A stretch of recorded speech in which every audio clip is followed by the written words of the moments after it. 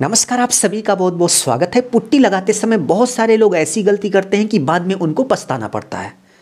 तो चलिए इस वीडियो में हम आपसे एक एक करके फुल इन्फॉर्मेशन शेयर करते हैं कि पुट्टी लगाते समय आपको किन किन बातों का ध्यान देना चाहिए, जिससे पुट्टी लगाने के बाद आपको किसी भी तरीके का पछतावा ना हो। फर्स्ट पॉइंट की बात करें तो बहुत सारे लोग प्लास्टर कराने के बाद इतनी जल्दी में रहते हैं कि तुरंत पुट्टी वाले मिस्त्री को बुलाकर पुट्टी कराना स्टार्ट कर देते हैं। तो ऐसा आपको बिल्कुल भी नहीं करना है। प्लास्टर कराने के बाद आपको ये देखना है कि भाई आपकी जो दीवार है वो पूरी तरह से सूख गई है या फिर नहीं, उसमें किसी भी तरह का मॉइस्चर तो नहीं है, उसमें किसी भी तरह का गीलापन तो नहीं है। ये दीवार में मॉइस्चर है तो आप इस बात को ध्यान रखिए कि आपको पुट्टी तुरंत नहीं कराना है तब तक जब तक कि दीवार पूरी तरह से सूख नहीं जाती। नहीं तो क्या होगा कि भाई आप पुट्टी तो करा दोगे लेकिन पुट्टी की जो पकड़ है वो दीवार पर, जब तक दीवार पर नमी रहेगी अच्छे से नहीं बन पाएगी और बाद में पुट्टी पपड़ी बनकर निकलने लगेगी, जिससे आपका भारी नुकसान हो जाएगा।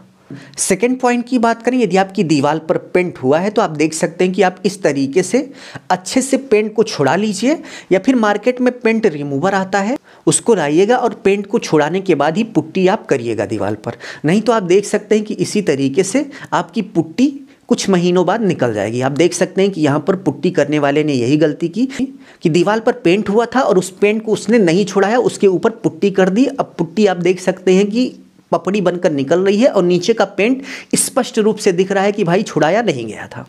थर्ड पॉइंट की बात करें, यदि आप चाहते हैं कि आपके पुट्टी का जो कलर है वो बढ़िया दिखे, एकदम वाइट दिखे, तो आपको हमेशा पुट्टी 2 कोट में करानी है। बहुत सारे लोग पुट्टी 2 कोट में ना कराकर 1 कोट में कराते हैं, जिससे आपने देखा होगा कि कहीं पर कलर चटक दिखता है, कहीं पर डिम दिखता है, कहीं पर लाइट दिखता है। तो यदि आप चाहते हैं कि पुट्टी कराने के बाद पुट्टी के ऊपर का जो कलर है वो स्पष्ट रूप से दिखे तो पुट्टी आप हमेशा 2 कोट में कराइएगा। फोर्थ नंबर पॉइंट की बात करें तो पुट्टी करते समय आप इस बात को चेक करिएगा कि हमेशा पुट्टी करने के बाद जो सतह है इसी तरीके से प्लेन हो, ना कि इस तरीके से। आप देख सकते हैं कि बारीक बारीक धारियां दीवार के ऊपर उभरी हों। आप देख सकते हैं कि पुट्टी करने का ये तरीका बिल्कुल गलत है। इसमें पुट्टी का जो पेस्ट है वो स्पष्ट रूप से बाहर की तरफ उभरा है।